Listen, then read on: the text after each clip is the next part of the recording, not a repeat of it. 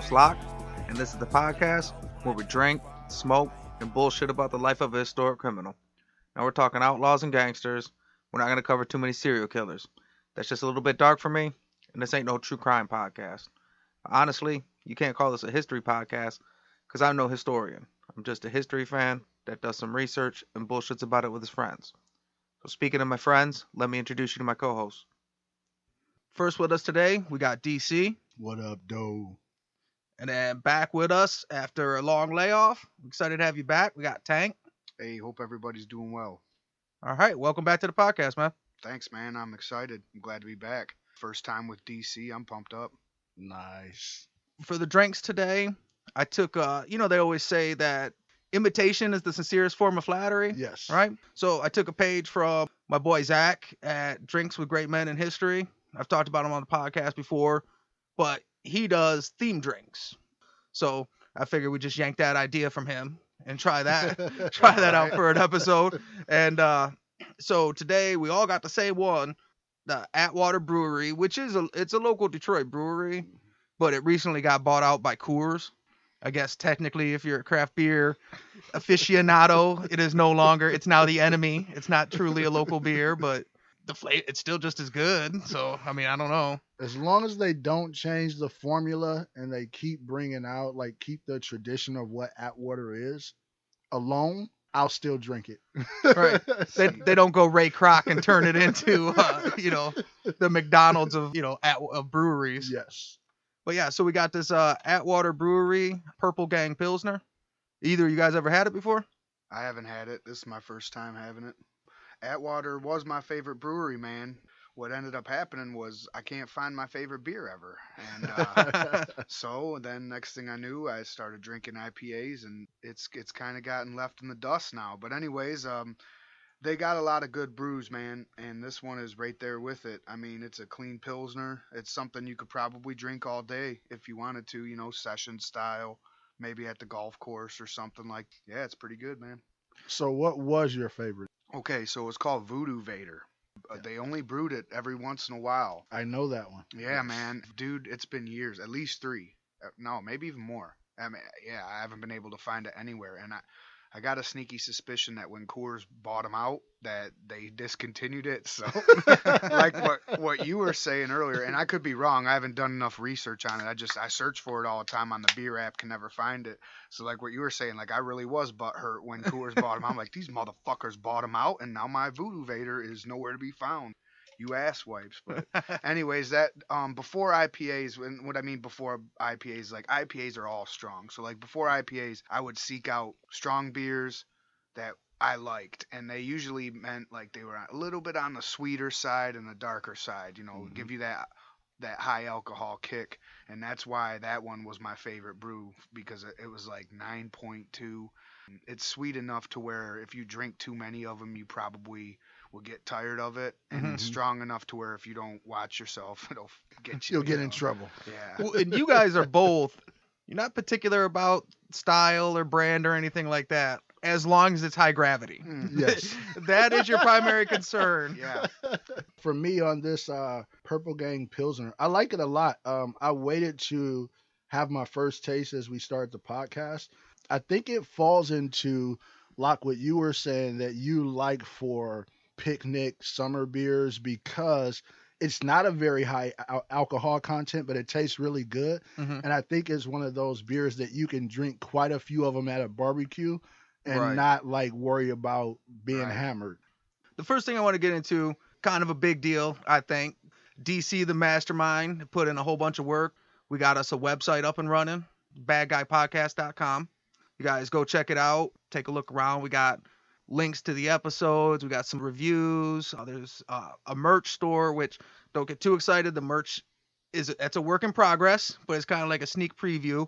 We are going to be putting together, before the merch becomes available, some kind of a giveaway, but we haven't worked out the details. I thought it was amazing. DC did a great job. So thanks for that. Thank you.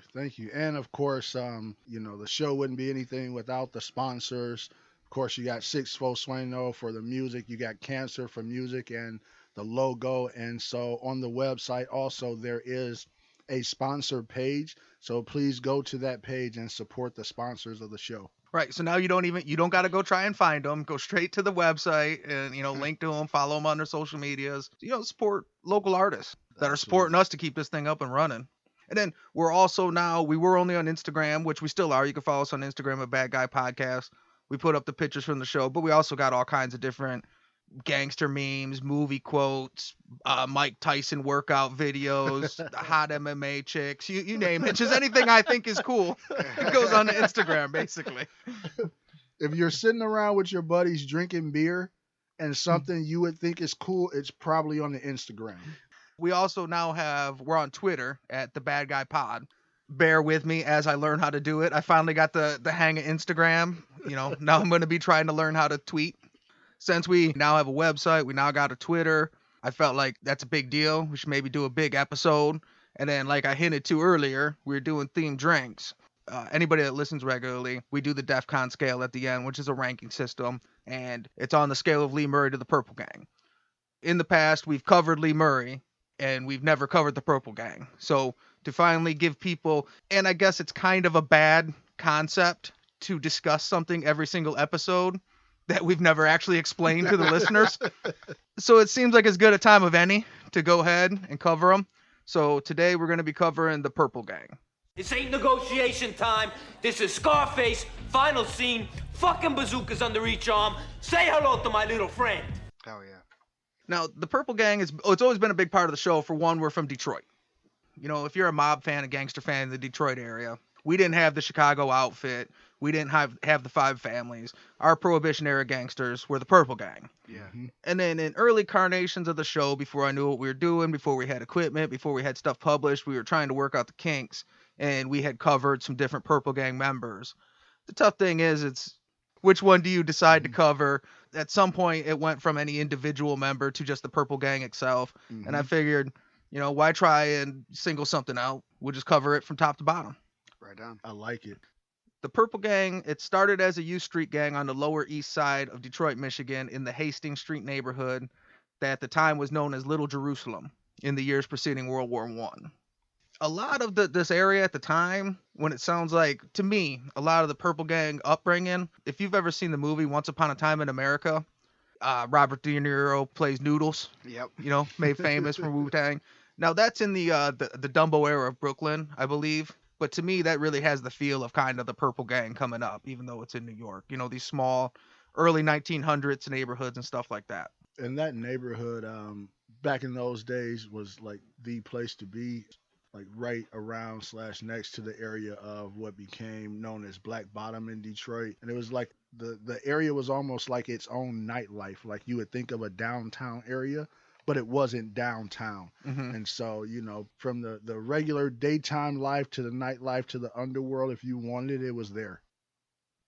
So this area at the time was primarily made of Eastern European Jewish immigrants, predominantly from Poland and Russia.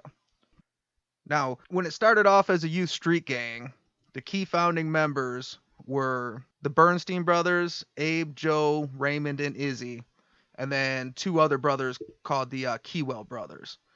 They would operate in the area that we now know as Eastern Market, and they specialized in pickpocketing, rolling drunks, and then extorting cart merchants for protection. If the cart merchants wouldn't pay, they'd flip their carts, or they'd just throw their fruit or smash a box and stuff like that. I love that. It's like, listen, pay me or what's going to I will flip this cart over. All the fruit on the like, that is the threat. I love it.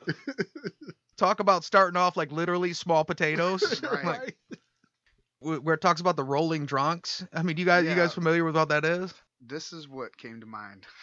Unfortunately, when you have too many drinks at the gentleman's club, and if you pass out, and then they basically just get to name their price after that. If you're back in the room getting a dance and you pass out, and then she wakes you up a song later and says, "Hey, you owe me 7 songs worth of dances." That's what I thought of when I thought of rolling drunks, because I've seen a couple of bachelor parties where somebody got rolled in the. But yeah, I'm assuming it's catching a dude slammed, either robbing them or pretty much. It's a form of robbery without mugging. like I said, we're still hitting at young kids. Mhm. So still a grown man is a grown man. Mhm. So as opposed to a mugging where you have to physically overpower them and beat them, and you would sometimes have somebody that worked with you at a bar that would give you hints to somebody that seemed like they had some money that was getting especially drunk, or you would just keep an eye out on it. And anybody that looked well-to-do that was drunk enough, instead of having to physically mug them, yeah, you could just kind of catch them in an alley, yeah, shove them down or whatever, take their stuff and then bounce out. And then by the time they get their shit back together, nobody's going to listen to them. They're drunk anyways. Half the times they just pass out in that alley and then wake up in the morning. So is that what you do, back in the day when you and your buddy wanted to push a grown-up over? And so one of them run behind them and get on the ground and turtle up, and you push them and they automatically fall over your buddy? Or was that just me? Well, I never tried it on an adult. I didn't have enough stones, man. I was doing it to my buddies and stuff, but I would have got my ass whipped if I did it to any of the people. They had to be the drunks. You roll them over. Yeah. No, I could definitely. No, the drunk. That's technique number one for me. If I'm rolling drunks, is that move right there. If I got me and a homie. They would also, a lot of times, they would run errands for older local gangsters too. Just small time shit, working their way into the life. One question we get all the time, you always hear, is where the name Purple Gang come from. There's a couple ideas. One's really simple. Some people say one of the young members was an amateur boxer and would box in purple trunks. Okay. Another one comes from, now this sounds weird, but you got to hear it out. A shopkeeper said that they were bad kids. They were off-colored, like spoiled meat. They're purple. Oh, okay. I never heard that one, but that's interesting. Big fan of the Black Keys rock band, and they got their name because one of their uncles said, "You're like the Black Keys on the piano. There's few of you, and you're not like the others," or something along those lines. So the purple spoiled meat, that was kind of a good one. I mean, we're talking about early 1900s. People talked a different way. Calling somebody tainted meat was a legitimate insult. You're right, because I used to work for a company, and I worked with a dude, and he was from El Salvador, and he was in his 70s, and I asked him to teach me insults in Spanish, but not cuss words, so I could mess with my buddy who was Puerto Rican, and so he taught me how to basically call him a dirty ox. You know what I mean? So, right. See, yeah, it's the same thing. Like, so yeah, the Purple Gang, the purple, dirty like, ox. spoiled me. You dirty ox. It's a different era of that's how people communicate, you know. Not to mention just different cultures. Like an insult in one culture isn't necessarily an insult in another culture. So like to you it would be like the weirdest thing, and it's no, that's a really big insult. You don't understand what he just said. It's like, it's just meat. What's the problem? Exactly. It's funny because my buddy didn't think that was too big of an insult, and I was like, dude, and the guy's from El Salvador. He's like, man, just because he could speak Spanish don't mean it's still an insult in Puerto Rico. All right, man. Good point. No, I was just saying, like, it didn't even end up working. I thought I was badass, and when I broke it out, he was like, yeah, all right. I mean, you barely called me a dirty ox or whatever. Like, along the same train of thought, right? If we take someone from the cobbles of England, right? So we take Lee Murray, and we sit him at a table with somebody that's from the hills of Kentucky, right? Oh, yeah. And then Lee Murray calls him a bloody tosser. You know, that guy's gonna be like, "What is that? What the fuck are you talking?" And they like, thank you, I guess. Yeah. You know, in the meantime, that English guy's like, "Yeah, got him." Like, and Paul would be behind him, like, got him. Everybody knows about Prohibition in 1920. Now, what a lot of people don't realize is that the state of Michigan banned liquor sales in 1917, way prior to Prohibition, because there was this temperance movement by a lot of religious people. The movement was spearheaded by Henry Ford, who was in favor of a sober workplace. So he backed the Damon Act, and that was a state law that prohibited all sale of alcohol starting in 1918. I did not know that, but it makes sense. And of course, as we know, Henry Ford was a very powerful man, especially at that point in time. I mean, in Michigan, he was the empire. And don't get me wrong, I'm not saying there were not other empires or car companies or whatever else, but he was the it in Michigan. If he backed it, and the amount of people he employed back then, I mean, if you were in the Metro Detroit area, you or someone directly related to you worked for Ford, period. Right. So he had a lot of power. The leader of the gang, the oldest of the Bernstein brothers, so he started it when it was a young street gang. That's going to be the top left corner. That's Abe Bernstein.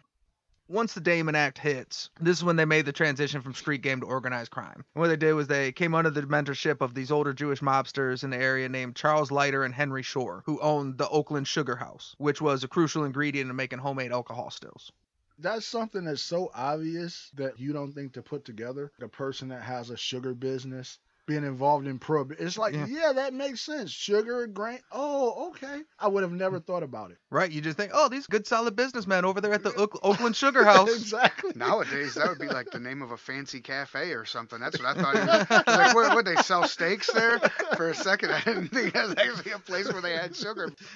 The Purple Gang would work for them as muscle and enforcement for their alcohol shipments, and they developed a reputation for viciousness when they moved into armed robbery and hijacking rival organizations' truck shipments from Toledo. Okay. So at that time, since it was only a Michigan thing, the easiest route was to take 75 straight down, grab a bunch of liquor from Toledo, run it back up here. Basically, Lighter and Shore, and then the Purple Gang, their thing was, you're only going to buy our shipments, or you're going to use our sugar to make your own. And if you're trying to run your own shit in from Toledo, we'll just hijack you on the roads. Yep. And all this time, I thought that Michigan and Ohio's rivalry was over football. It was over liquor, damn it.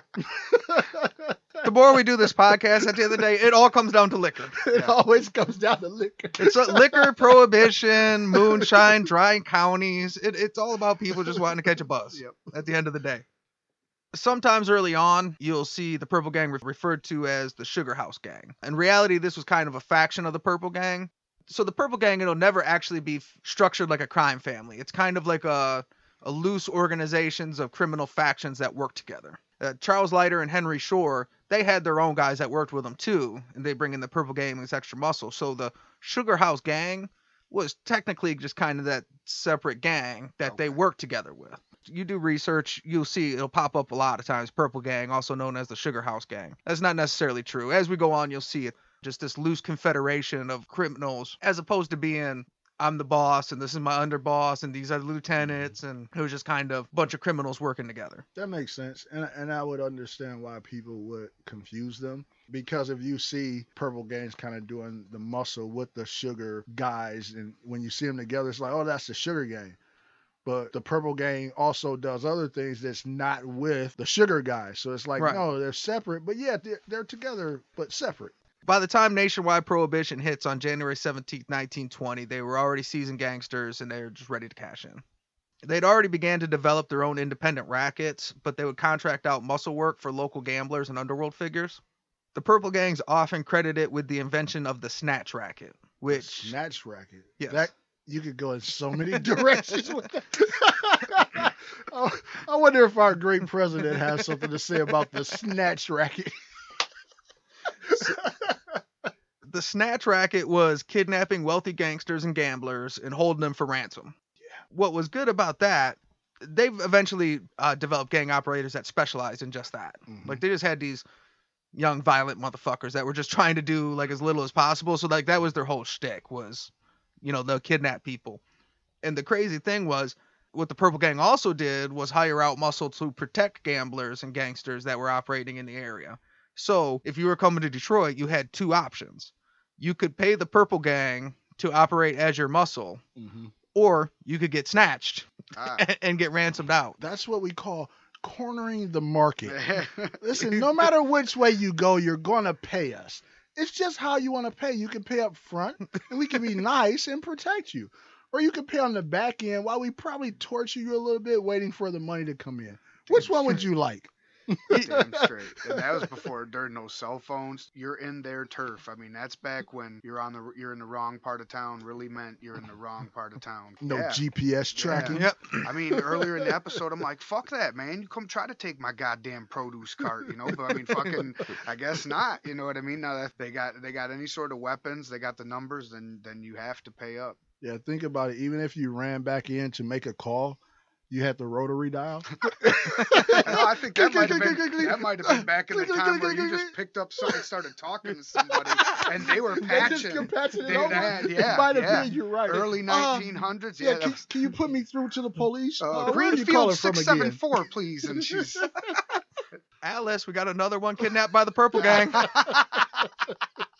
Let's pass them through to New York.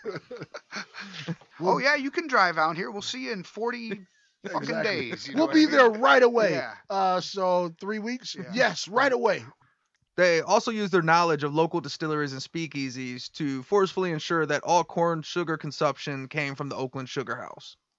Early on, because of the Days of the Damon Act, they knew which places were running speakeasies. Well, now that it hit nationwide and a lot more people were trying to run their own stuff, they now knew, since they used to deliver alcohol, everybody that was trying to sell alcohol, they would go to them directly and be like, well, look, we know you guys sell alcohol. How much sugar do you need? You can make your own alcohol, but as far as ingredients, there's only one place to get that. Yes. Well, so you had a choice. You could buy your alcohol from us, or you could make your own with stuff that you made from us or bought from us. Cornering the market. Anyone that refused to buy the sugar from the Oakland Sugar House was subject to beatings, destruction of property, arson, or murder.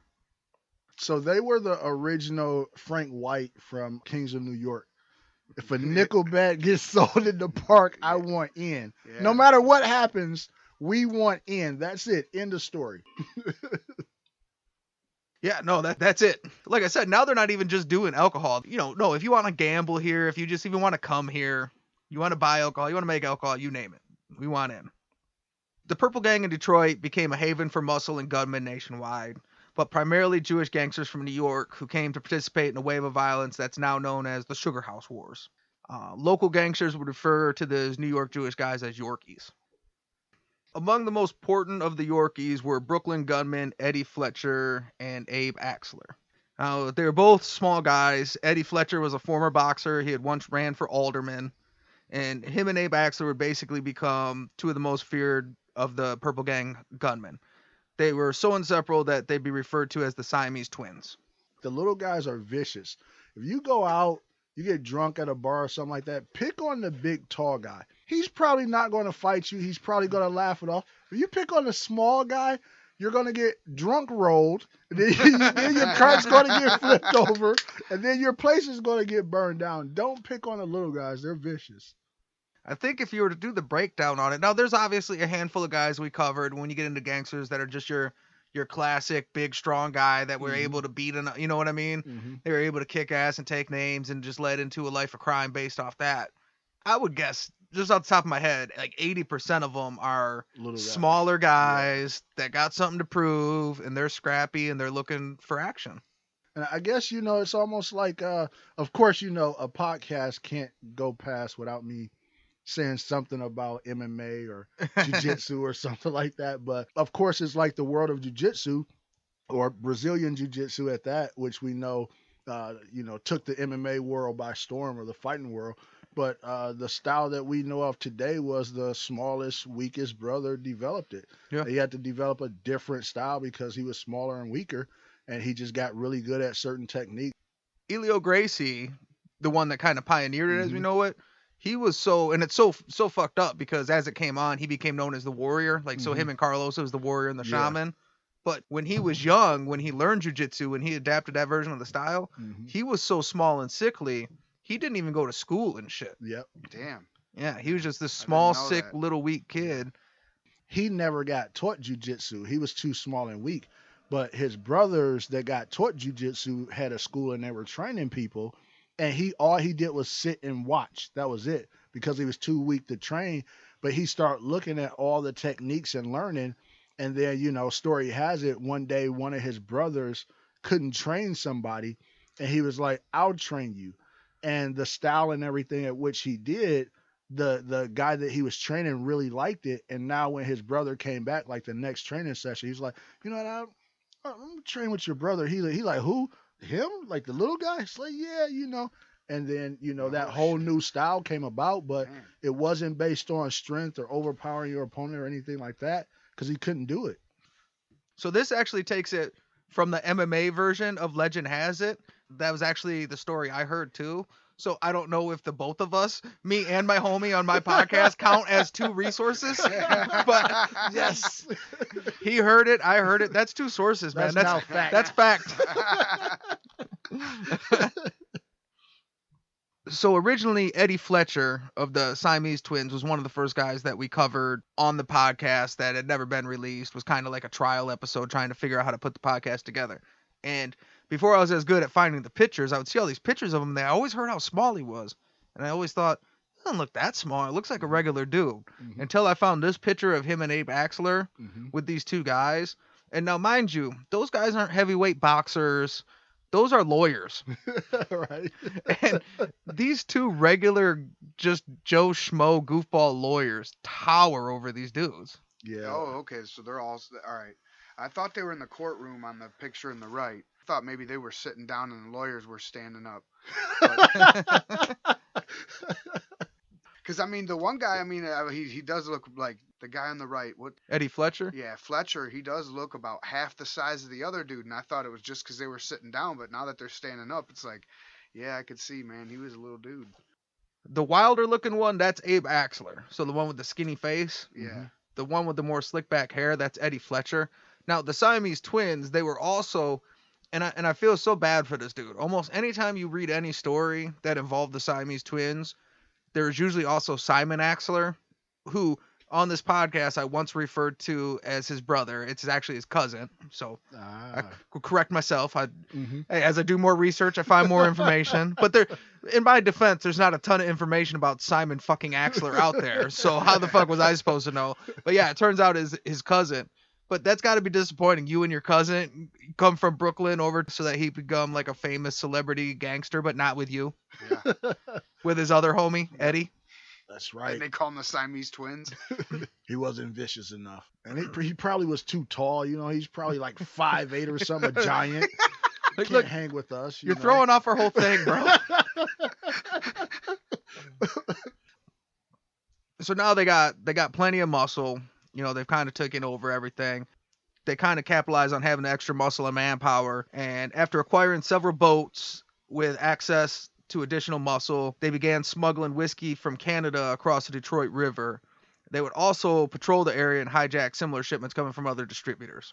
This was the development of another Purple Gang faction that was known as the Little Jewish Navy. I like that. Yeah. The funny thing is, I don't know how heavily the Detroit River was patrolled back then, but even now, don't get me wrong, the Coast Guard is out there, but it's not a big gap between Detroit and Canada and Windsor. It's not that heavily patrolled even till today, so I can see that being like a great racket back then. Based on the research, it seems like the only people doing any patrolling were the little Jewish Navy. So you probably should stay the fuck out of the Detroit River. You know, like how you talked about how close it is. Mm-hmm. There was actually areas where Canada is so close to Michigan that in the winter when it would freeze over, they would just drive shipments over in cars. Wow. They would load up cars. They do it like a caravan, Mhm. like a train wagon. They'd load up a convoy. They'd find the thickest spot of ice, and they'd just drive a convoy of cars from Canada across the river. And they would do it full, you know, gunmen, you know, muscle to protect it and everything, and just bring over shipments at a time. And so you had the Little Jewish Navy doing it on boats, which, you know, because you can't year round, it works. But yeah, during the winter, at some points, they could just literally drive it over the river. I can see that in particular places, like if you're going from like Belle Isle, because it's, you know, it's in the middle of the river, or even I believe Grosse Ile is like, you know, right there too. So I could see that, you know, and especially some of those real cold winters we get here, I can definitely see that. We do a lot of talking about gang names and terrible gang names and stuff like that. You know, there's some movies like Roadhouse, right? Like Roadhouse is a terrible movie, but it's also the best movie in the world because it knows that it's not Citizen Kane. Bugs always points out to me every time I watch it, the best part about how bad this movie is you see Patrick Swayze's always doing Tai Chi, right? Yeah. And Tai Chi is supposed to be like a real loose, fluid, like martial art, but he's always doing it so flexed and tight and sweaty that he always says, I feel like he's doing that completely wrong. But they just embrace it like he's doing muscle Tai Chi. Like that's like the DDP yoga version of fucking Tai Chi or some shit. He can't choose between two parts of himself. Is it the Tai Chi or is it the flexing? To me, Little Jewish Navy is the Roadhouse of gang names. It's so bad that it's kind of the best nickname I've ever heard ever. Well, two things. One, I absolutely love Roadhouse. It is one of my all-time favorite movies. And as everybody knows, I don't even watch a lot of movies. I love Roadhouse. And two, the Little Jewish Navy is great. Yeah. It sounds like a Little Tykes toy or something. it shows me that for a bunch of grizzled, hardened gangsters and criminals, that they clearly had a sense of humor. Yeah. Mm-hmm. Yeah. I mean, if you're the Detroit police back in that day, I bet you don't got as many boats as the little Jewish Navy did. Right. It was probably named by like one of their grandmother or something. It was like, no, I'm leaving out. Grandma's like, oh, where are you going with your little friends, your little Jewish Navy? So, oh, that's it. Got it. I was thinking more. Like they show up at the meeting and he's like, you never guess what she said. I was thinking maybe he was gonna get in trouble, like had to lie to leave. Like, no, I'm not hanging out with gangs anymore. I joined the military. I'm in the Navy. No, the little Jewish Navy. Little Jewish, you know. Not the big Navy, the little Jewish Navy down the street. Like, dumbass, she's gonna find out. She don't read the newspapers. It's all right. It's cool. The high quality of Canadian whiskey was in high demand, especially compared to most of the homemade alcohol. Now, down in Chicago, some of the North Side guys, because they were Irish, had some connections where they could get, had some Irish connections to get whiskey. And Capone was a beer guy. A lot of people don't know that because they know it's Prohibition. Capone was a beer drinker. He ran beer stills.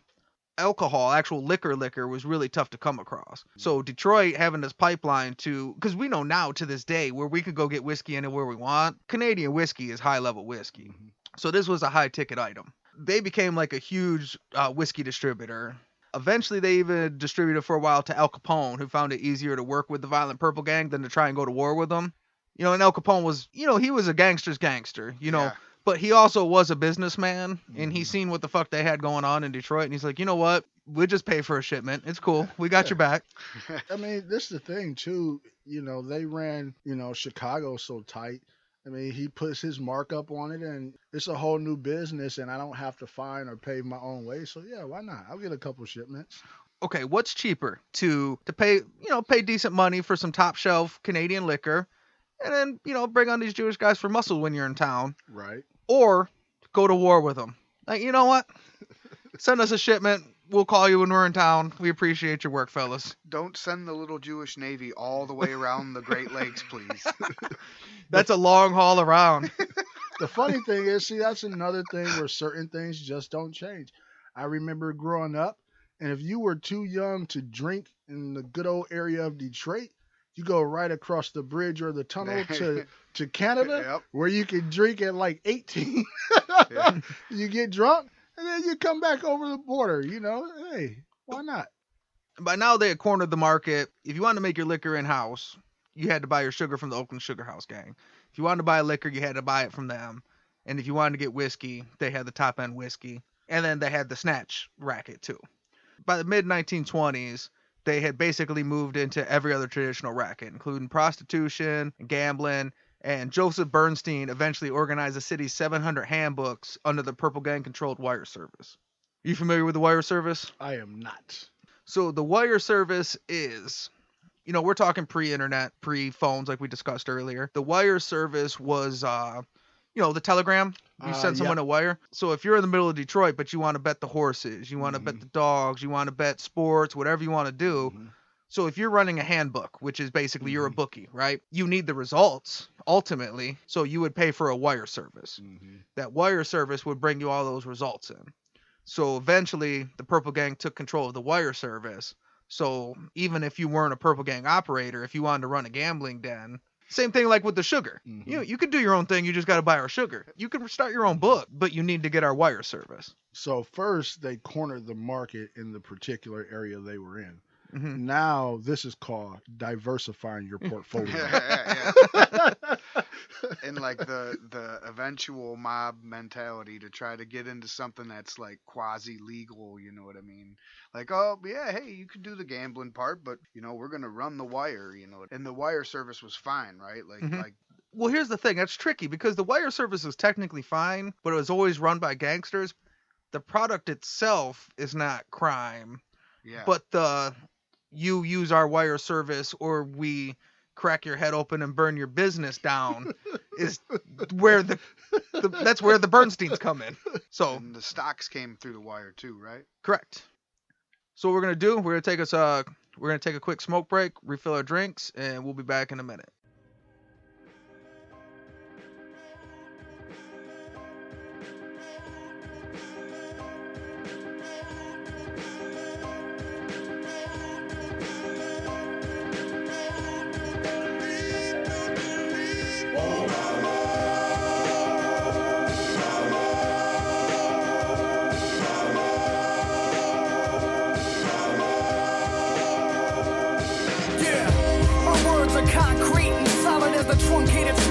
drum beat.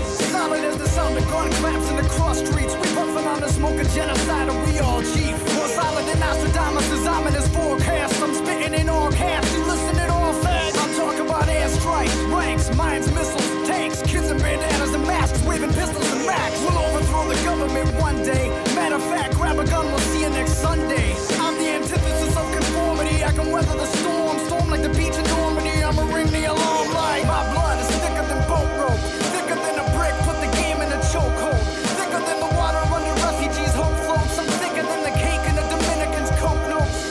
Yeah, my soul is darker than warfare and heavy as the chassis on a 62 Corvair. Slipping through the cracks, you know the system ain't all fair. I had to steal a 50 just to get me some bus fare. I'm out of here.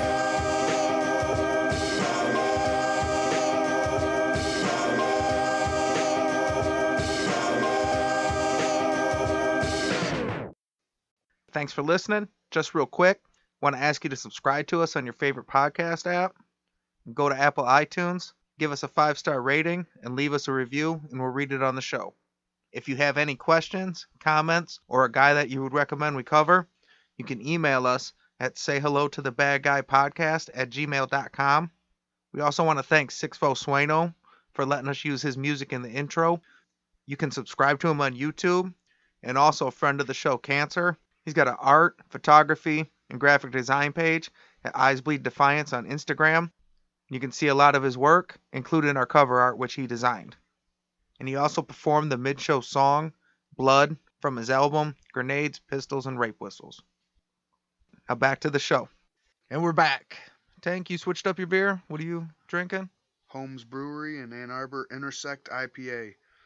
It's a hazy IPA. I want to say it's around 6.5, 7. And it's good. That's pretty low for you. I'm already feeling it, to be honest. But yeah, it's a good one. It's not bitter, so it couldn't be called hoppy, and it's pretty smooth. It goes down good. You drink them a lot on here. We hear about it a lot. Like, would you say is like Holmes your favorite brewery? Old Nation and Holmes are right there right now. Old Nation's Williamston, Michigan, and Holmes is Ann Arbor, Michigan. And you know we like to do the locals, and then third would have been Atwater Brewery. Well, that's why we could send it out with a bang with this Purple Gang Pilsner. Rest in peace, Craft Atwater. All right, so me and DC, we got, you know, like the Michael Corleone. Every time I'm out, they keep pulling me back in. Yes. You had offered me another dark beer, was on the table, but I stuck to my commitment to not drink dark beers again until we're out of that season. So I got this Holmes Brewery Tank brought us. It's does that say Metaform? Yep. So it's Metaform Sour Raspberry IPA. You ever had it, DC?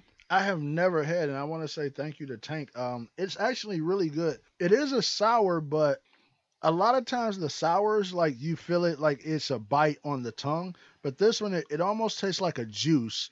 And then all of a sudden you get like a bite in the back of the jaw. It's really weird, but I like it. It's a good flavor. Not sure how hard it's going to hit, but I like it a lot so far. See, I knew what you meant, but after you said it, I had to try it again just to make sure. Like, yeah, literally get that like in the back of your jaw. Like. Yeah. And it's 6%, I think. So nice. Yeah, it's a strong one too. And it's early today. Yep. Whatever. Quarantine's over. It's nice out. I gotta be honest, it's guys. beer I got 30 really somewhere. pumped up. Yeah, I was like, it's been too long. I'm bringing the big guns. I'm down. Fuck it. We took a trip and got some brews and. Don't threaten me with a good time. I'm in. Right Fuck on. it. In 1925, the Purple Gang decides they're going to continue diversifying their portfolio, and they decide to move into labor racketeering.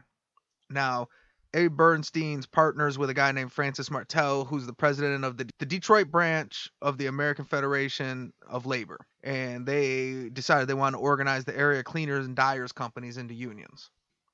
That was the big thing at the time, labor racketeering, taking advantage of the unions. So they start helping them organize, and they would use them as muscle to make sure they keep the union members in line, but they would also use them as muscle to terrorize independents into joining. Okay. So which basically means everyone. Yes. Either we could beat you up to make sure you do what the union tells you to, or beat you up to make you join the union. They're like, wait, we started this movement because they're killing us with chemicals, and now you're threatening our lives, and like we're confused. AKA cornering the market again. Damn straight. So over the next few years, they would regularly hijack or blow up truckloads of laundry. Drivers were beaten. They would burn down warehouses.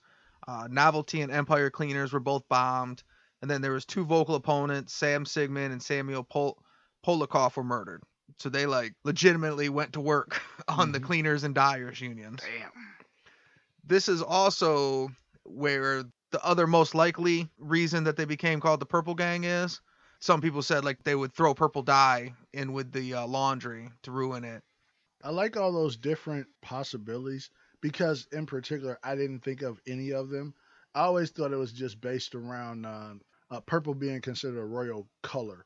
And that could be it too. I mean, we really don't know. They're all of them are theories in general. Maybe it was some old Russian version of Dirty Ox where they said he was like, tainted meat. That's my favorite though. I'm going with that one for life. Tainted meat. Like as it could be as simple as like, oh well, one of the guys boxed in purple shorts, so they called him the Purple Gang. Like who knows? Right No, on. it was the meat. Is the meat tainted meat? The Purple Gang brought in hundreds of thousands of dollars, and this time frame became known as the Cleaners and Dyers War. In 1927, 9 gang members, including Abe and Rabin Bernstein, Eddie Fletcher, Abe and Simon Axler, were all arrested and charged with extortion, and all were acquitted. Around the same time, there was a Chicago-based jewel thief named Frank Wright. He started operating in Detroit with his 2 partners, Joseph Bloom and George Cohen. One of their they were into the Snatch Racket too. They were always kind of on the edge with the Purple Gang, but they kind of let them slide. And that all changed once the trio ended up killing a Purple Gang operator. In order to get to Frank, they arranged the kidnapping of his friend, Meyer Bloomfield. So, stick to what you're good at. Like, I don't know, let's kidnap his friend. Right. I get an idea. You guys will never think of this one. How about we kidnap his buddy? Yeah, so they kidnapped his buddy, and they told him, you could come pick him up, bring all your friends, and show up at the Milla Flores apartments, apartment number 308. Oh, okay. Always a bad sign. Yep. Like, do I got to bring all my friends? Yeah, all of them. What could go wrong? Right. So, March 28th, 1927, 4:30 in the morning, Frank Wright, George Cohen, and Joseph Bloom knocked on the door to apartment 308, and the fire door at the end of the hall opened. The Siamese Twins, Eddie Fletcher and Abe Axler, as well as hired hitman, formerly of the Egan's Rat Gang out of St. Louis, Fred Killer Burke, emptied their weapons into the trio. And I remember this from the Killer Burke episode. Yep. So Fred Killer Burke has been covered on the episode before, so you get more detail on that. But I think that also, so a couple things. That also speaks to earlier we were talking about the factions, right? Mm-hmm. So you got, the Purple Gang, you got the Sugar House Gang, you got the Siamese Twins, you got the Little Jewish Navy. He kind of worked, he was like his own faction off the Egan's Rat Gang. Mm-hmm. So when you look into the Purple Gang, these are all names that'll pop up. And that's why I said it's like a loose confederation operating under this umbrella. But I would definitely recommend you go check out the Killer Burke episode. He's got a whole other side story of his own. Yep. So the Siamese Twins had 1911s, which seemed to be their weapon of choice. Killer Burke unloaded a clip with his Thompson into him, which definitely seemed to be his weapon of choice. Bloom and Cohen were found dead on arrival with too many bullet wounds to count. Frank Wright was alive despite being hit 14 times. Now, he ended up dying 20 hours later, but when he was questioned, the only information he gave the police was he said that the machine gun worked. That's all I can remember. I think we talked about this at that time, too, on the Killer Burke episode, but 9/11 is a great weapon. I just wanted to throw that out there. So when you win 2 world wars, Mm-hmm. you know what I mean? I think it's a perfect example. I seen a meme about the 1911 that said it's proof that big, old, and slow still can get the job done. Yes. It's true. In 1911, honestly, people don't consider this all the time because it's a big gun, but it's a carryable gun because it's thin. Yeah. So especially if you go with a shoulder strap or something, it's a great gun. It's thin and it's very accurate. A lot of other guns, like especially, your Glock and your Glock derivatives, because everybody's made their version of the Glock. Right. Like, I don't know how to explain this, like they're top heavy. Mm-hmm. Right? So you get a little bit more kick that messes with the accuracy. Or So jump. you have to be better. Hmm. In 1911, I almost feel like you could train like anybody to shoot, even though it's a larger gun. Look, I've seen a picture of a 1911 being shot by a wounded man being carried off the battlefield. Okay? Like, if it gets it done in that situation, Yes. what more could you ask Yes. for? I mean, that's the firearm you agree. need to choose. I would But agree. yeah, so I love the 1911s, and that seemed to be the Siamese Twins leaned on the 1911s. Killer Burke leaned on the Thompson. This was known as the first time that the Thompson machine gun was used in Detroit criminal history. So That had to be a scary time you think of it. No, they have this gun, right? And like it just shoots 1,000,000 bullets in 1 second, because you have to exaggerate whatever the story is. yeah, And like and when they leave the scene, there's just bullets everywhere. Everybody's like, "Oh my god!" So it has to be scary.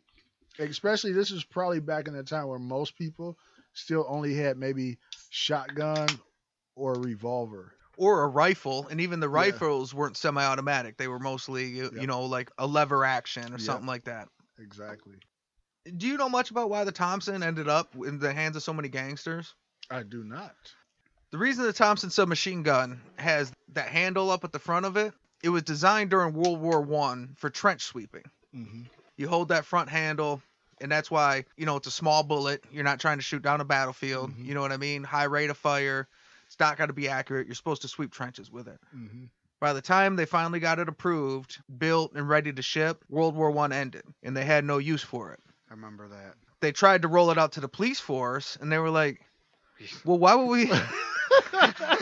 This is a giant heavy The gun, hell and we gonna do with this? Yeah. The fuck would we do with this gun? Like, we have zero use for this. No, get your stupid gun out of here. So now they got this warehouse full of these Thompsons that the military don't need and the cops don't want. Well, guess who wants them? Fucking Fred Killer Burke and, you know, the five families. They want them. And now they need to get rid of them. So these guys, they go on the market, and the gangsters buy them up. And then now once they're out on the street, and because what it is designed for, trench sweeping works, but it's also a very good weapon. It would be like urban guerrilla warfare, which basically, you know, the criminal life is. You're in an urban setting, so it's the perfect gun. Now all of a sudden, the police are outgunned, and they're like, "Hey, you got to get some of those." My bad, man. We were kind of tripping. Yeah. Got any of those Tommy guns laying around still? Because we could use a couple. But yeah, that's how the Thompson like became like the weapon of choice for the gangsters. It was the highest powered thing that they were looking to move, because they made a whole bunch of them and nobody needed them. It's funny too, because what I said about the 1911 and how basically anybody can shoot it because it's so accurate. The Tommy gun is the exact same thing for the exact opposite reason. Anybody can shoot it because the goal is not to aim, Right. It's just to spray. You don't have to be accurate. Just keep waving just keep shooting. It's enough. They give you a whole extra handle so you don't have to aim. In an apartment hallway. Fucking god damn. I'm not a marksman, but I feel like I could hit a couple guys with a Thompson in a hallway. Exactly. But that's good planning, right? Get them in this hallway. Damn straight. Abe Axler and Fred Burke, as well as a couple other Purple Gang members, got questioned, arrested, and released. That event is now known as the Metaform Massacre. No one's ever been convicted of it. Whew. Between the blatant violence of the Cleaners and Dyers War and the brutality of the Metaform Massacre, the Purple Gangs now secured their vicious reputation.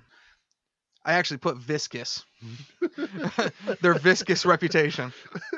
They made oils and other fluids. So this is a bunch of pictures of Killer Burke. Yep. Some of these are new pictures I wish I would have had when we'd covered Killer Burke. I was gonna say at least one. Yeah, a couple of them, I think. I got 5 pictures of him. In 4 of the 5 pictures, he has a cigar in his mouth. I love the one with the cigar, the hat, and the 3-piece suit. You know, I don't wear suits a lot. I heard 3-piece suits are making a comeback, but I don't know why they went out of style. I love 3-piece suits. It is the most classic, elegant look to me, especially if you're a gangster. I am also a fan. I like the 3-piece suit. I think it's a good look. Problem is, like in the business world, you can't do it because it's like, well, what are you trying? Are you going to a wedding?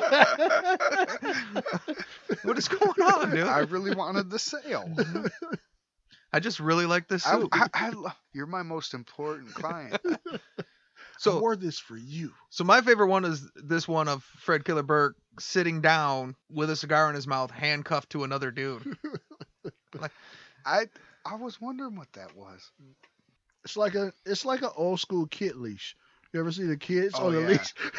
Yeah, dude. The leash is around the parent's arm, and it's an old school kid leash. Luckily for me, my ma had one of those, but it was Velcro, and I've always been big, so I just busted right out of that bitch.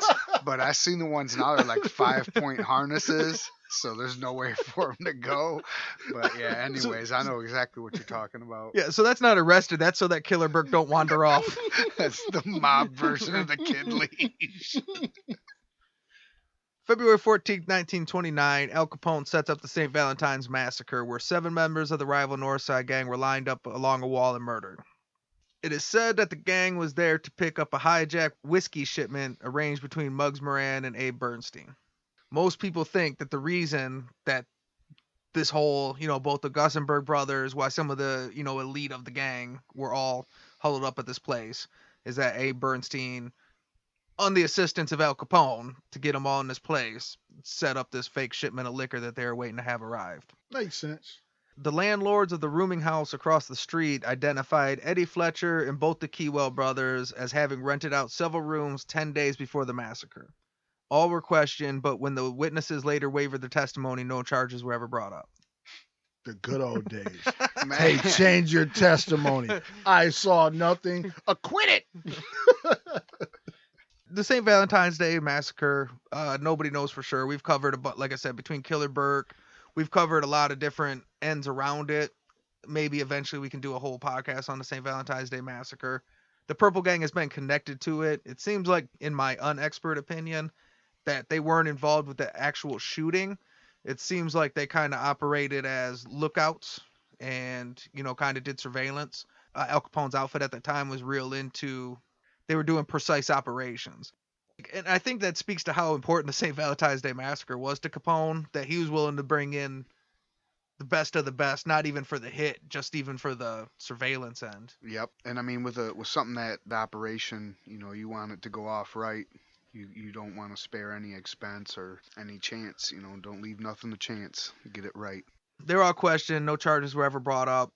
Over the next couple of years, the Purple Gang became increasingly bolder with their violence. I read a quote that said, "The Purple Gang began terrorizing Detroiters with the street executions of their enemies." Here's some pictures I got. They were into killing people out in the public eye, out on the street. They wanted it to be known we're not the ones to fuck with. How crazy does it have to be? So looking at the pictures we have, there's a guy dead in the middle of the street. Looks like they got him in the head or whatever. And he's just laid out in the middle of the street, and there's a car coming down the street. And now, if you're in that car that's coming down the street, like, how scary does this scene have to be? It's like coming down the street, like, oh, wait a minute. I thought that was a bag in the street. I was going to run it over, but that's a guy that's dead. Old ass headlights. What the hell is that? Right. Holy shit. So I'm guessing that thing ain't got anti-lock brakes. I mean, what's that? I don't know for sure, but like bicycle tires on those What is things, that? basically. right, it'll hit that body and fucking break that axle off. A police officer named Vivian Welsh was murdered on the street, and in 1930, a popular radio personality named Jerry Buckley was murdered in the lobby of a downtown hotel. Damn. Wow. Killing personalities and In a downtown hotel at that. That's ballsy. They really started to get out of control. Around this time, one of the biggest problems with the Purple Gang seems to be that they're predominantly pretty young guys.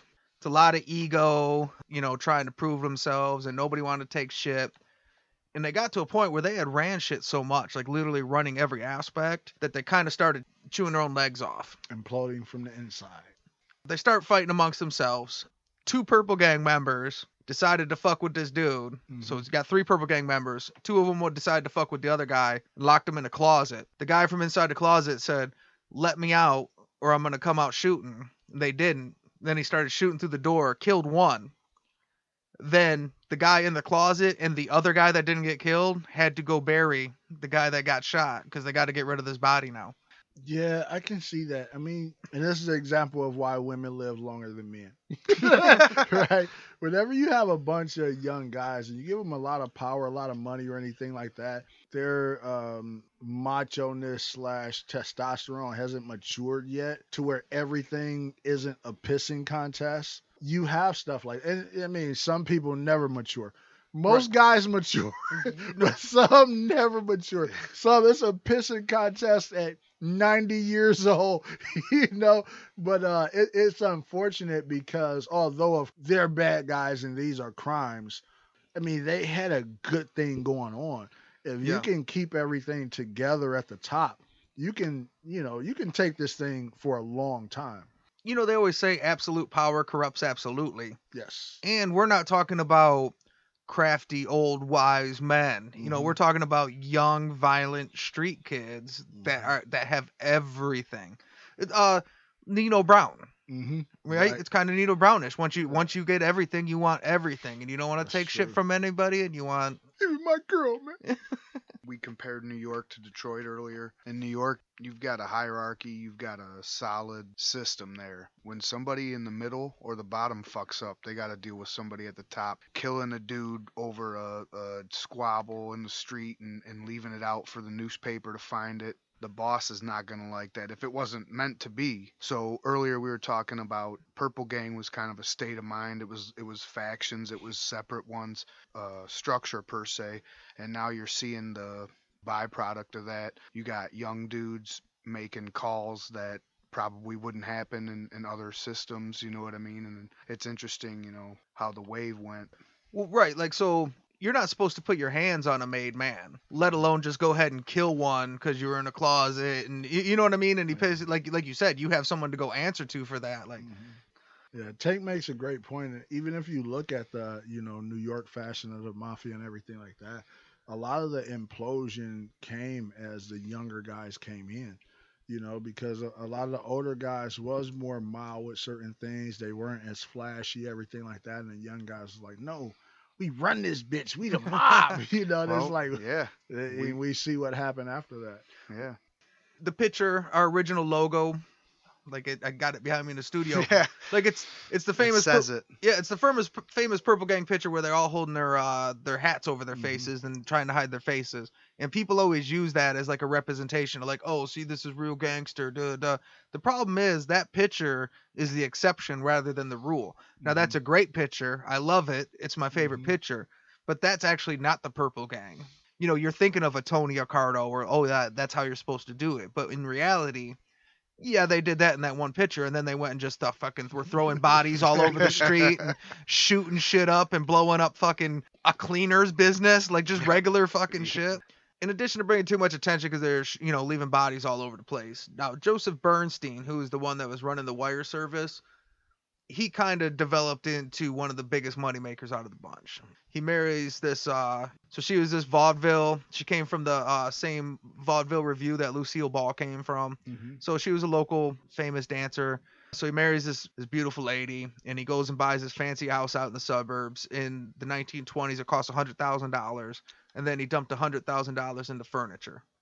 That is a beautiful house. It is, man.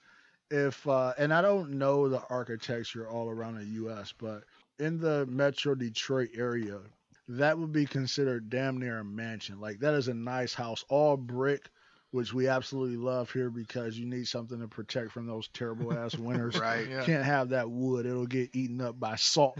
But it's a nice big, I don't know what that's considered with those many floors. Is that like a two-door? Yeah, two-door. It might be. So. But that is a beautiful home. Like, I would love to own something like that today. That is a beautiful home. Twin stack fireplaces, it looks like. That's happening.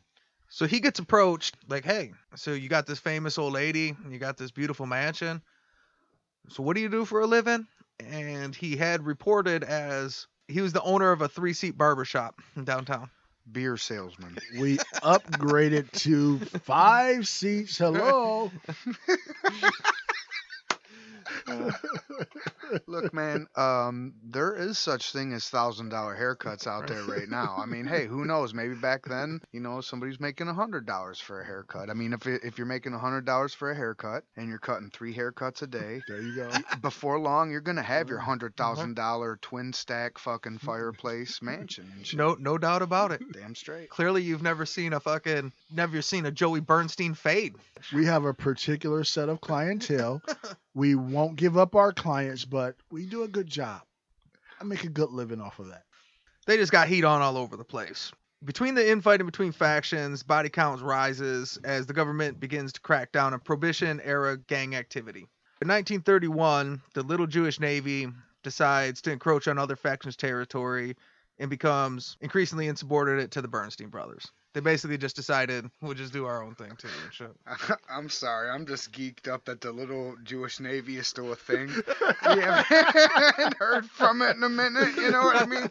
It came back from the threat of Capone. It made it halfway around the Great Lakes, and now it's back? No, I'm sorry. You know, while you were on land doing that, we were still out in the water doing water shit. The Detroit River is nothing compared to Superior and fucking Michigan. All right. I'm pretty sure they probably stretched out there too. So the Little Jewish Navy, the Bernstein brothers, they schedule a sit down to go through some peace talks and kind of figure out how they're going to make this work. Everything was set up for the Collingswood Manor apartments on September 16th, 1931. Bring all your boys. That doesn't sound good. Running it back. Room 308. Bring your boys. You would think that the Little Jewish Navy would be like, wait a minute. Did you say bring all my boys? Yeah. And I mean, I know social media wasn't a thing back then, but you figured by now the first use of the Tommy would have gotten around to the people who use the Tommies. Listen, if I'm the Little Jewish Navy, I say, no. Let's meet in a very safe place on the Detroit River. Right. Bring all of your boys. Yeah. Home court, motherfucker. Paddle your ass out here. Paddle your ass out here to Grosse Ile. The Little Jewish Navy leadership was Herman Paul, Isidore Sutker, and Joseph Leibowitz. They show up for the meeting, and after a brief discussion, they're all gunned down. I'm so shocked that happened. That became what is now known as the Collingswoods Massacre. So this is my question. How many people does it have to be before it's considered a massacre? When is it just a shooting? Right. What, does 3 people equal a massacre? We got the St. Valentine's Day is clearly a massacre. That's Yes, 7. So yes. that's a given, Yes. right? 1's clearly not. 2's Yes, clearly not. yes. 3, I guess, was what we'd be discussing would be the floor. There's also one that's called the Foxtrout Massacre, but that one was also 3. Okay. So I feel like it's been firmly established in 3 or gang more. lore that 3 or more. Okay, got it. Irvin Milberg, Harry Keywell, and Raymond Bernstein, 3 of the highest-ranking purple gangs, were convicted of first-degree murder in the Collingswood Massacre and sentenced to life in prison.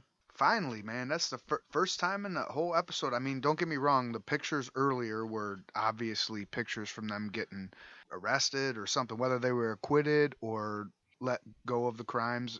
First part of the episode where I heard about anybody going to the clink. I mean, I know there's a lot of purple gang content to cover, but I think that's kind of universal around this era. So what we've seen a lot is early on, the police would do a lot of roundups. So there's a lot of mugshots of all the purple gang guys. But money talks, and these guys had a lot of money, so they would bring in these high-powered lawyers, and they would buy off judges. So the political corruption during Prohibition was fucking huge. You know what I mean? yep. That had a big effect on it.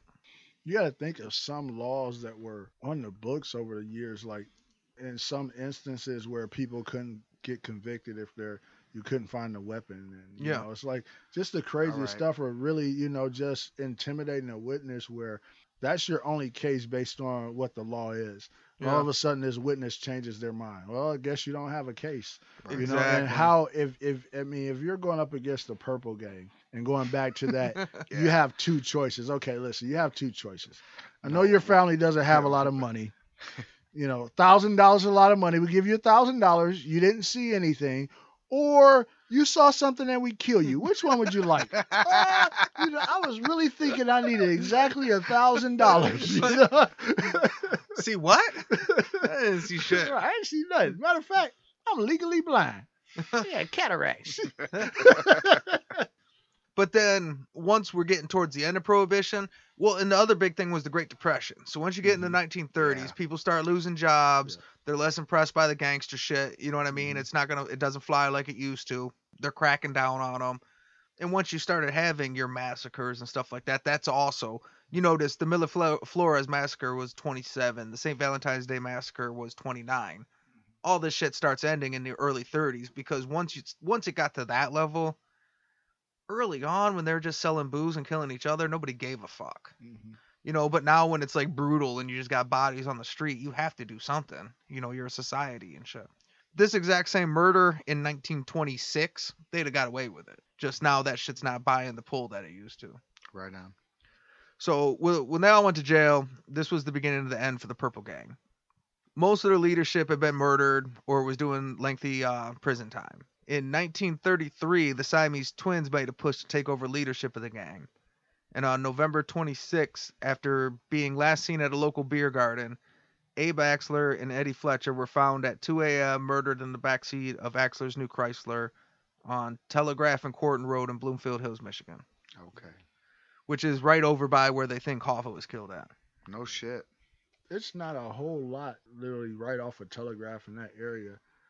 I can imagine there was probably almost nothing out there. Yeah, I was just gonna say the same thing, man. 1933 Yeah. Bloomfield was probably like 1933 anywhere other than Detroit, right? Yeah, if it wasn't like a That hustle was- and bustle city, exactly Yeah, that to your was point. yeehaw count.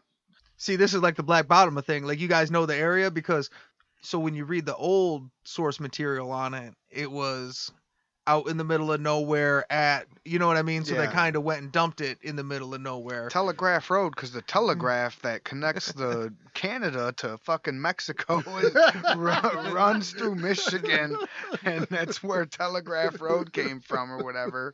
And that's West Bloomfield was because there was blooms in the field. It wasn't like it is now where it's $500,000 for a house. 1.5 story house. Mhm. Everything was like off of Telegraph. Yeah. It wasn't really on. So I could imagine, in the 30s, it was like, yeah, there's nothing fucking there. This is Dump it out in the middle there. of nowhere. Yeah, Yeah. that was when you could get away Yeah. with dumping a body in West Bloomfield. Now it's Now, like, yeah, now you can't. excuse me, sir, are you wearing your mask? What are you doing over there? Now is the type of place they run your place and they see, I notice you're not from around here. Are you passing through? Yes, sir. I'm going right through, sir. They were found at 2 a.m. In the backseat of his new Chrysler. Blah, blah. Their bodies were found. They were holding hands. They probably weren't holding hands. It looked like their hands were put together, which I don't know. Some people. I don't know why that's so funny to me. Here's the weird thing, and I don't know if this should have went in the legend has it part or whatever, but some people say that they put their hands together mockingly to make fun of them, and some people say they did it as like, I don't know, like a last ditch of respect or whatever, because they were like together forever. One, like, there's nothing in the middle. It's completely one or the other. Like, they did it to make fun of them, or they did it because they're boys. Either way, I mean, it was a solid 15 to 20 years of just running shit. So, I mean, I ain't saying shit to Abe and my man if they want to hold hands right in front of me right now. I Any mean, last not 2020, wishes? but Yeah, can we just hold hands one Yes. last time?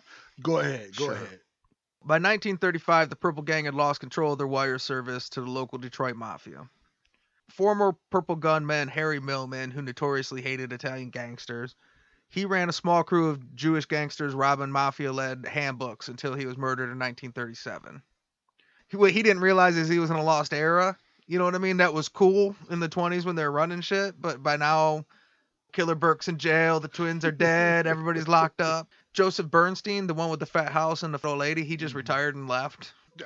that doesn't surprise me. So he was the smart guy. I Right. remember there was a line, one of the guys from the Locks, it was a rap song, had to be late 90s, early 2000s.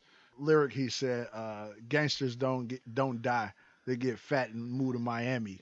So Yeah. he actually took that to heart. See, Right. he was like, yeah, listen, I'm going to go ahead and retire. I'm going to get fat with this fat money, and we're going to move somewhere nice where we don't have to deal with this gangster shit. It was fun while it lasted. Well, he's now not a young teenage angry boy. Now he's like, Exactly. you know what?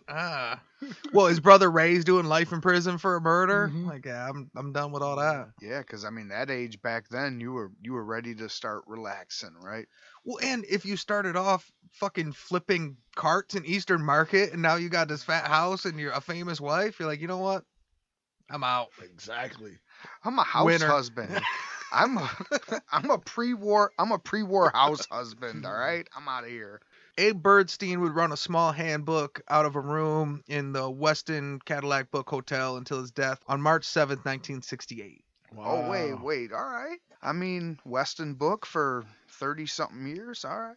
So now I'm gonna go down there. I'm gonna yeah. So I'd like to get a room, please. The Bernstein room. Huh? You know what? Grab your crew, gather round. I'm going to tell you guys a story. All right, so that's the story of the Purple Gang. So say good night to the bad guy. Go on. The last time you're gonna see a bad guy like this again, let me tell you. I guess everything we got to do a little bit different because we usually do one character, right? If we were going to cover one person to represent the Purple Gang, or, you know, one person kind of represent the story, who do you think would be the best guy to cover from the story of the Purple Gang? I'll go first if you don't mind. Yeah, Okay. for sure. Do it. I don't think you can do one person. I think, especially like how you explained all the different factions and everything like that. And then, if I had to pick anybody / people, I would say the Siamese Twins. You know, just covering them themselves. Like, their story would be interesting. Also, whoever the cousin wasn't a part of Siamese Twins that should have been. Simon like, Axler. Yeah, like how did he get on the outskirts of that? You know, so I think that story would be pretty interesting. What do you think, Tank? Anything? Yeah, the twins. Man, how come I'm forgetting the name? Who ended up in the Weston book until the 60s? Abe? Yes, particularly. I mean, I guess the Keywell brothers were there the whole time. The problem is they seem kind of uninteresting, which for the record probably means they were great gangsters. Yeah. Right? The ones that No information on us. I have to We buy did a into great that job. theory. Well, what we do know is they were there at the beginning, and that up until the end, they were like main guys. So now legend has it, I try to make sure everything's and I'll put my sources in the links. You can check the sources, but I try to do the best research I can. But there's always a couple things you find that are really interesting that, you know, I don't know if I want to put it out there, but I feel like needs to go in the show. For this one with the Purple Gang, legend has it in 1935, when the wire service basically switched over from the Purple Gang, it was the Lacovali family, was the original mafia family that took it over from the Purple Gang. That they brought Abe Birdstein into a meeting and sat him down and told him that they were going to officially take over all their rackets, and that he could either basically go ahead with it and he'd be allowed to work under their umbrella, or there's always the option. There's the Purple Gang option. Right. So you know the kind of choices you all used to give the people. Yeah, so pick one. Right. So it seems like Abe Birdstein was able to operate for the rest of his life, not only under, but almost assisted by. Like, it seems like the Detroit Mafia, he seemed like it worked well with them. So the one guy I talked about that fucking was a holdout and was just kept robbing places. Yeah. Said that Abe Birdstein actually kept him alive for a couple years because, like, of their diplomatic relationship, he was always like, hey, that's my boy, it's cool, he fucks up sometimes, it's cool. And eventually just got to a point in 1937 where they killed him. I know that's your boy, but listen, this is time 375. It has to stop. For real this time. Abe Birdstein also spent the rest of his life committing a huge portion of all the money he made to fighting for the release of his brother Ray for the Collingswoods Massacre. I know they're gangsters, I know they're bad guys and everything like that, but I respect that. I would have done the same thing. I don't know what it is about family in particular, anybody that's like really close to you, but even if they do something bad, you just look at them different than other people. Yeah. You know, it's like, no, that's my brother. He just made a mistake. He's a good kid. Let's get him out of jail. You know? Right. So whatever, we killed 3 people. You know how many times we killed 3 people? Right. Only 3? Like, that's not a reason to go to jail. That's maybe not the even 10, a massacre. maybe the 15. But Barely the a 3, massacre. no. Barely a massacre. Is that a media massacre or a mafia massacre? So now we gotta do the DEFCON scale. So we know the standard DEFCON scale is 5 to 1. 5 being the lowest, 1 being the highest. On the Bad Guy podcast, nobody's a good guy. So 5 is Lee Murray, who's your crack dealing, kidnapping, bank robber, and 1 was always the Purple Gang. Mm-hmm. So you guys think, now that we've kind of covered the story of the Purple Gang, I mean, you think like the standards holds? Still legit number 1, Purple Gang? There was no way you could go over every detail of them. This Right. is number 1, hands down. I won't drag it out. It's a number 1 all day. Yeah, I definitely agree with Tank, not to mention the things they did and the things that they were involved in. So if you just took the massacres and got rid of everything else, and, of course, as you mentioned, one of the most famous, the St. Valentine's Day Massacre, whether they were the shooters or not, being involved, creating the setup, the whole thing, they had their hands in so much. They ended up in, loss of life and things of that sort. It's hard not to put them in a 1. All right. Flush the bombers, get the subs in launch mode. We are at DEFCON 1. Like we said earlier, we got the new website, badguypodcast.com. Go check it out. Links to the sponsors. Sixfo Sueno, he did the music, lets us use it for his intro. Cancer, he's a show contributor. He does the mid-roll song. He did the cover art. And you can hit all their links on the website. Follow us, Bad Guy Podcast, on Instagram and the Bad Guy Pod on Twitter. You guys got anything before we go? No, I like the episode. I like the coverage. I think it was a great job of packing so much into the time frame that we like to do for our podcast. So hopefully the listeners liked it. They got some good information. Yeah, I agree. I'm glad to be back with you guys bullshitting about bad guys, and man, it's one of my favorite things to do, and when I'm drinking brews. So thanks a lot. All right, well, this is Say Hello to the Bad Guy. Thanks for coming. Thanks for listening.